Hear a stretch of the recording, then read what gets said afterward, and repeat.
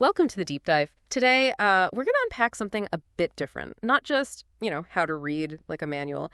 Instead, think of this as an invitation. Yeah, an invitation to a lifelong adventure with books. It's really about exploring how you can unlock this deeper engagement with knowledge, discover new worlds.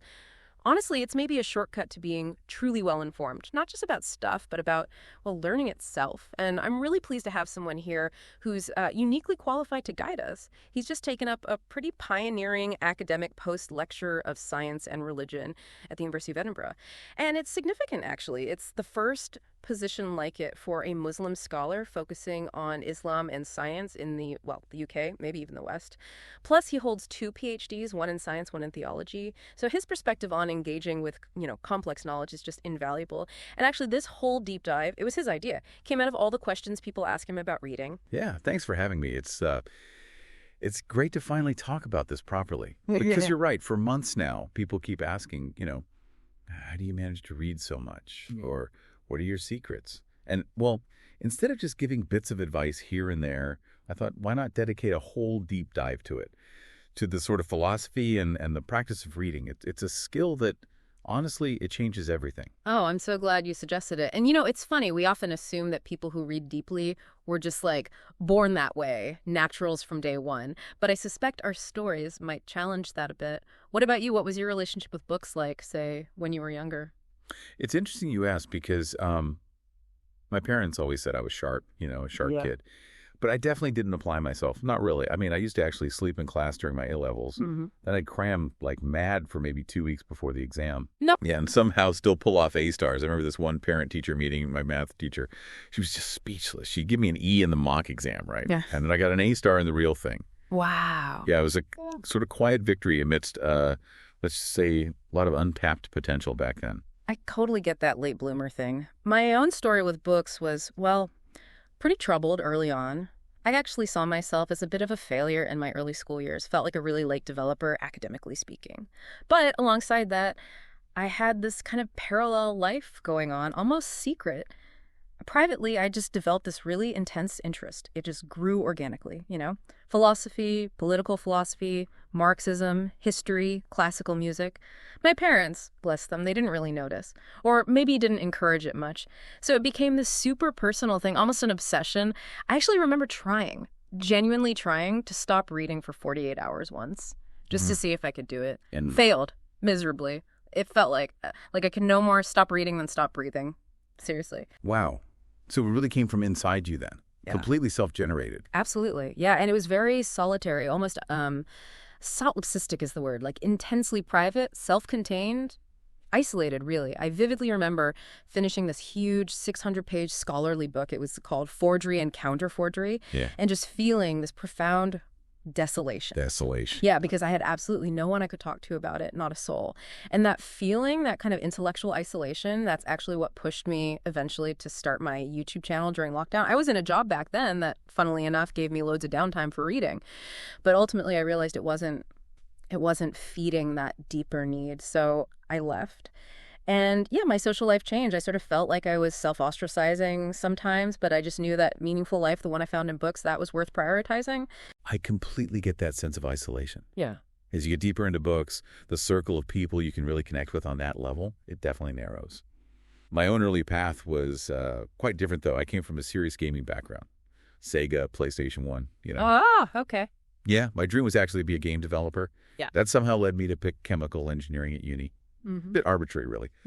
Partly influenced by some religious debate about drawing, believe it or not. Really? Yeah, long story. But my reading back then, almost entirely fiction. Archie comics, Goosebumps, Harry Potter, Lord of the Rings. My mom, she practically had to force me to study actual school stuff. I even remember, this is funny, slipping comic books inside my business studies textbook to read in class. Huh. That's brilliant. So it wasn't a lack of smarts, just the school stuff wasn't grabbing you. Exactly. Yeah. Some teachers were great, don't get me wrong. My chemistry teacher, Mr. Price, he made it engaging. But a lot of it just didn't click for me then.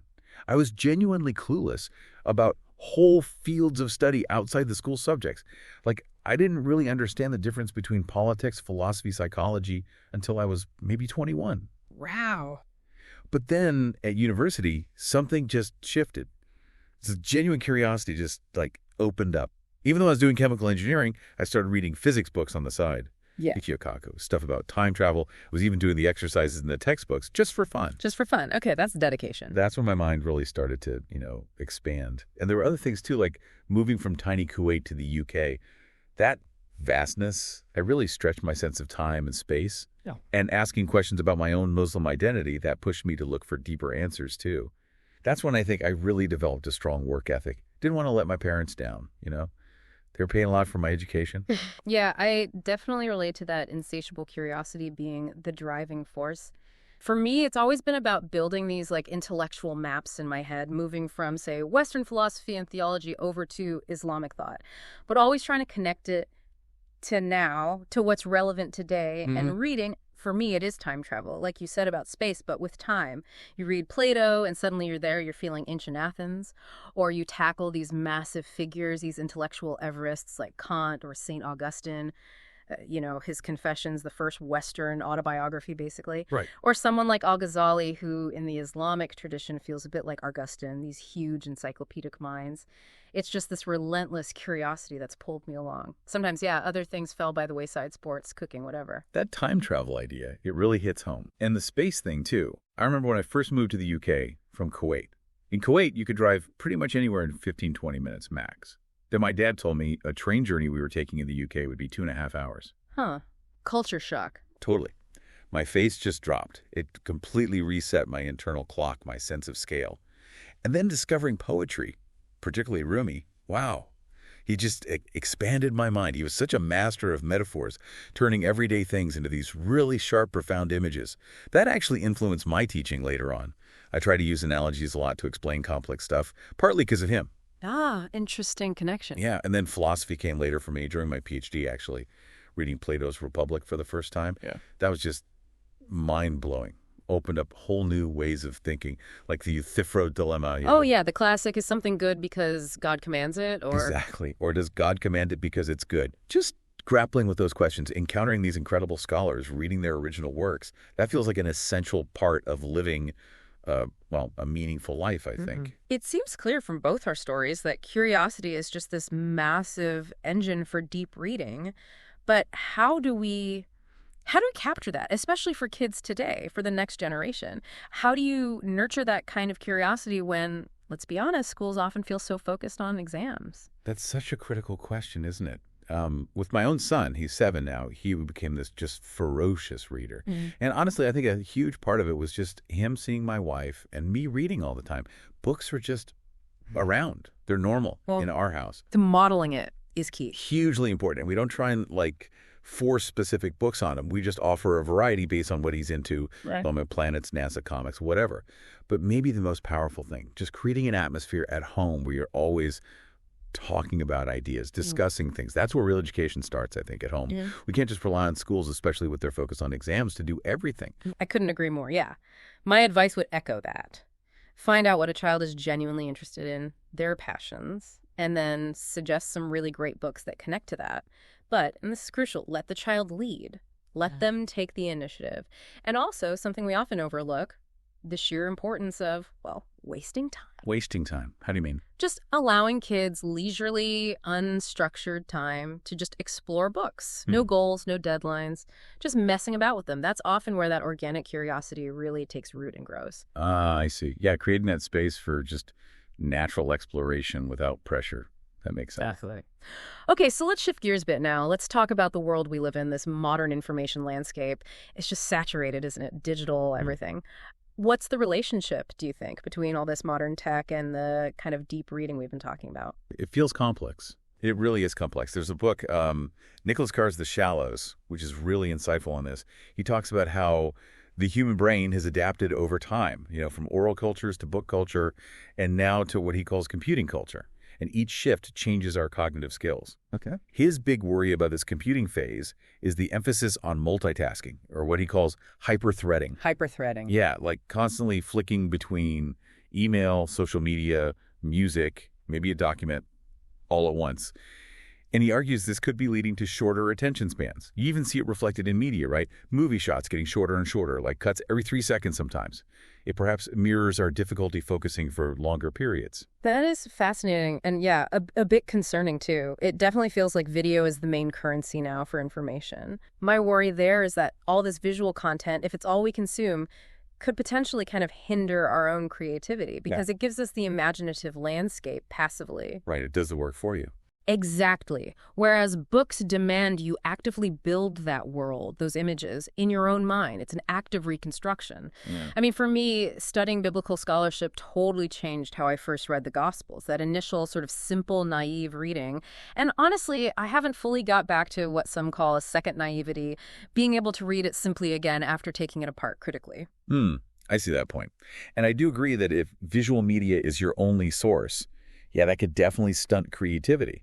But on the other hand, it can also open doors, introduce you to new ideas, like the movie Prometheus. Yeah. That was the first place I ever encountered the idea of panspermia, the theory that life on Earth might have started from space microbes or something. Oh, okay. So it can be a gateway. Exactly. So ultimately, things like social media, videos, they're tools, right? Their value really depends on how you decide to use them. I mean, I use social media quite a bit to promote books, talk about ideas, but then you have this looming question mark over AI, don't you? Like plugging a PDF into ChatGPT for summer. What's that going to do to our reading habits? That's a big unknown. It really is. So it sounds like the main takeaway here isn't necessarily screens bad, books good, but maybe recognizing that books offer a fundamentally different kind of engagement. It's active versus often passive consumption. Would you say that's fair? I think that's exactly it. Precisely. Books demand something active from your mind that most passive visual stuff just doesn't. Okay, so let's get practical. Let's talk about the actual art of deep reading, how we do it. Maybe we can break it down, what you do before you read, during, and after. Sound good? Yeah, perfect. So before you even open the book, what's your process? Because honestly, the choice out there is just overwhelming. For me, it involves quite a bit of, homework, vetting the book rigorously. I'll look into the author, search for reputable reviews, academic ones if it's that kind of book, try to gauge the level. I actually use Amazon quite a lot, like a virtual library, you know, the look inside feature, reading the user reviews, though you have to take those with a grain of salt sometimes. Sure. Like if you asked me for a good edition of Plato's Republic, I wouldn't just pick one randomly. I'd probably recommend the Oxford University Press one because I know I've checked out its critical apparatus, the notes, commentary, translation choices, and found it really solid and helpful. Right, that makes sense. For me, I sort of have two main ways books come to me. There's the peer advised route, basically, books recommended by trusted colleagues or scholars in the field. Those are kind of pre-vetted. Then there are the ones I find more incidentally, maybe browsing or following a reference. Those need much more investigation. I'll dig into the author's background, check Amazon reviews, definitely look for independent reviews elsewhere. Sometimes I even watch videos of the author talking about the book to get a feel for their argument, their angle.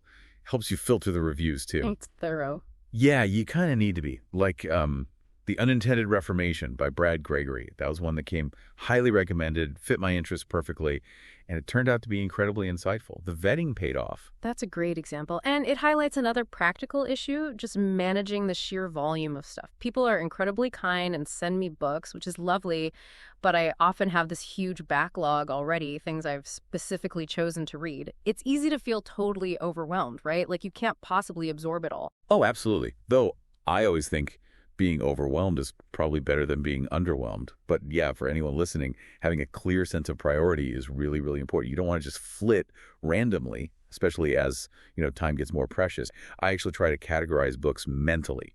High priority, medium, low. It just helps manage that constant inflow. That's a really smart strategy. Okay, so priority sorted. Now, what about the actual reading, the during part? For years, I had this weird sense of obligation, like I had to be monogamous with my reading, stick to one book until it was finished out of some strange loyalty. I knew that feeling. But I eventually just gave up on it. It was totally impractical. Now I fully embrace what I call reading polygamy. I'm usually reading 5 or 6 books at the same time, different types, different levels. I think I'm even more polygamous than you. I often have anywhere from 6 to maybe 11 books on the go at once. Wow. Yeah, but it's incredibly helpful, I find. Because sometimes you just hit a wall with one subject, your brain needs a break. So you could switch to something completely different, maybe fiction, maybe science. It keeps things fresh. And it's also really important, I think, to understand different types of academic books. How do you mean? Well, you have monographs, single author, usually a cover-to-cover argument. Then you have edited volumes, collections of essays by different people. With edited volumes, you really don't need to feel obliged to read every single chapter. No. Just dip into the ones that are actually relevant to what you're interested in. Makes them much less daunting. That is such a crucial distinction. Yeah. For the big, heavy academic books, the monographs, like maybe a massive work by James Dunn or Bart Ehrman in my field, I sometimes adopt what I call a military-style approach, really trying to suck the marrow out of it, you know? Okay, military style. Yeah, it means really engaging with every page, every footnote, every comment. Not just skimming, trying to actually master the book. For you, maybe that involves reading the contents of intro first, getting the main argument, maybe outlining chapters as you go. Yeah, sometimes. But for other books, yeah, I'm much more relaxed. I have a similar systematic approach for really key works, like Al-Ghazali's big multi-volume revival of religious sciences. I'm treating that as a really long-term thing, like 3 to 5 years, maybe more, just soaking it up slowly. It's almost therapeutic, a long durational process. Wow. And then there's highlighting. I feel quite strongly about this. Okay. I genuinely think if you really want to understand a book, properly engage with it, and you read it without highlighting anything, you probably haven't really read it. Not fully. Strong words. Well, yeah. I even highlight points the author repeats just to make sure the message really lands, really sinks in. I couldn't agree more, actually. Highlighting is absolutely vital for me, too, for recall, for going back to key ideas. When I was reading the Quran intensively during Ramadan, highlighting passages that struck me was so incredibly helpful later when I wanted to remember specific points. Exactly. What about the references, the notes at the back? Do you spend much time on those? Oh, absolutely. All the time. I'm constantly flicking back and forth, checking the notes and references. They often have really interesting little details, extra arguments, or they point you towards the foundational scholars in that field. It helps you build out your mental map of the subject. Yeah, I think that's so important for anyone wanting to build real knowledge in an area. When you start seeing the same names, the same key books, cropping up again and again in the references of different authors. Right. That's when you know your web of knowledge is growing. You're starting to really get a handle on the key players and the seminal works. But you do need discipline, like you said earlier, not to just disappear down every single rabbit hole if it's not directly relevant to what you're focusing on right then. Oh, tell me about it. That's the real danger, isn't it? The mid-reading Google search. It can be so hazardous. I'll just quickly look up one word or one name, and suddenly like an hour has vanished. Click, click, YouTube video. Completely off track from the book itself. Then maybe 3 or 4 hours just following link after link. It happens. But sometimes it can genuinely add to the experience, can't it? Like, say you're reading the Oxford Book of English Verse, and you find a poem you really love. Hopping online quickly to find someone reciting it, that can really deepen your appreciation. That's a really good point, a positive use case. I also find myself quite often now grabbing my phone and snapping a picture of a really interesting paragraph I'm reading. Oh, yeah? And sending it via WhatsApp to a colleague saying, what do you think of this? It sparks these real-time discussions. It's part of this, hyper-connected world we're in. But used intentionally, it can actually kind of instrumentalize the reading, make it more dynamic. I also use those kinds of snippets for my channel content or teaching ideas later on. I do exactly the same thing, taking snapshots of juicy paragraphs, maybe sending it to a teacher or a friend. That conversation can be so helpful, right? Sometimes it confirms what you were thinking. Other times it offers a totally different perspective as you're still working through the book. And definitely for teaching, mining those really compelling quotes or ideas from your reading to stick in a presentation, it's invaluable for making it engaging for students. Totally. And then there's the very physical side effect of reading a lot. Books everywhere. Books absolutely everywhere. I've literally run out of shelf space. I need a major call soon. And I generally still prefer physical books over PDFs, I have to say. Unless it's like a short article or maybe a specific book review. How about you? I've actually made a hard rule for myself recently. No more buying physical edited volumes if I can possibly get a PDF. They just take up too much space for often only needing a chapter or two. Before I moved up to Edinburgh, I reckon I had about 10,000 books. 10,000. Yeah. I ended up giving maybe 5,000 away to charity. You just have to be realistic and constantly curate your library. But one thing I have started doing just recently, which surprised myself. Go on. I used to have this very aesthetic relationship with my books, one of them pristine. Hmm. But now I've started writing notes in the margins, drawing little tables, summaries. Really? Directly in the book? Yeah. And you know what? It feels incredibly positive. Like I'm actually having a direct conversation with the author, wrestling with their ideas right there on the page. Wow. Okay, I find that really interesting. I've literally never done that. But hearing you describe it, maybe I should try it. All right, so we've navigated the during. What about after? You finish the book, close the cover. What happens then? How do you make sure it sticks, integrate that knowledge?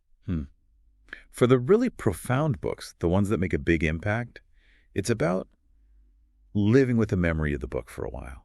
Just allowing time for quiet reflection, assimilation, thinking about its arguments, consciously connecting it to other things I know, other books I've read. Yeah. For really important ones, yeah, I might make a video about it or write a review. And definitely using the ideas and discussions, like you mentioned, Speaker's Corner for you. Yeah. That really helps embed the knowledge, integrating it into that larger mental map we talked about. I don't actually write formal book summaries like in a separate notebook or keep dedicated reading journals. Me neither. Yeah, I just find it too much extra work, honestly. My way is more about internalizing that map of ideas and then relying on the highlights within the book itself to jog my memory when I need to go back to it. Right. I often think if you feel you need to write a detailed summary after reading a book, maybe the initial reading wasn't quite deep or active enough in the first place. Just a thought. That's a provocative thought. Well, yeah. And like we both said, actively using the material drawing on quotes, concepts for teaching, for content creation, that's a really powerful way to reinforce it, to make it your own. Definitely. Wow, we've covered a huge amount today. From our own winding paths with books to the nitty-gritty of deep reading in this crazy modern age. As we sort of bring this to a close, what's your final thought, maybe your invitation, for everyone listening about this incredible journey with reading? I'd say, just realize there is this amazing universe out there, a universe of incredible treasures, just waiting for you in books. It's like having the chance to explore all the greatest cities in the world, but through reading. Each book is a new place, a new mind to visit. It really is the ultimate time travel. You can encounter thoughts from centuries ago, Plato, Socrates, whoever, learned directly from entirely different civilizations. And doing that, it really helps you understand our own time, our present peculiarities, because you see how differently things were done, how differently people thought. It's just profound. Beautifully put. And it reminds me of that C.S. Lewis advice, right? Often just read Plato instead of reading 10 books about Plato. Or, read the Quran if you really want to understand Islam, rather than only relying on secondary sources. That direct encounter is usually so much clearer, more authentic. Absolutely. Couldn't agree more. Go straight to the source when you can. Yeah. And also, be discerning. Choose good books. It honestly does matter what you read. With everything being so easily available now, especially online, it's really wise to seek out guidance from people who know the field. Ask experts for their top 5 books on a topic. You'll often see the same names cropping up. That's a good sign. That guidance is really helpful for navigating the sheer volume and avoiding maybe some less credible or, frankly, wacky theories out there. That's such a crucial point about curation and guidance. Yeah. Yeah. And maybe a final pragmatic thought from me. Remember, not everyone can read like academics do. For us, reading is literally part of the job description. So it's important for you listening to have a sense of realism. Don't compare your reading volume to others. Maybe don't feel pressured. But do try to make reading a consistent part of your routine whenever possible. Like exercise, Integrate it into your life, time permitting. Just don't let lack of time or comparisons lead to disappointment and giving up. Exactly. Just don't miss out on the journey itself. It's too extraordinary, too rewarding. And maybe the ultimate motivation, thinking back to the spiritual side, Right. that very first verse revealed in the Quran. Oh, yes. Iqra bismi rabbik. Read in the name of your Lord.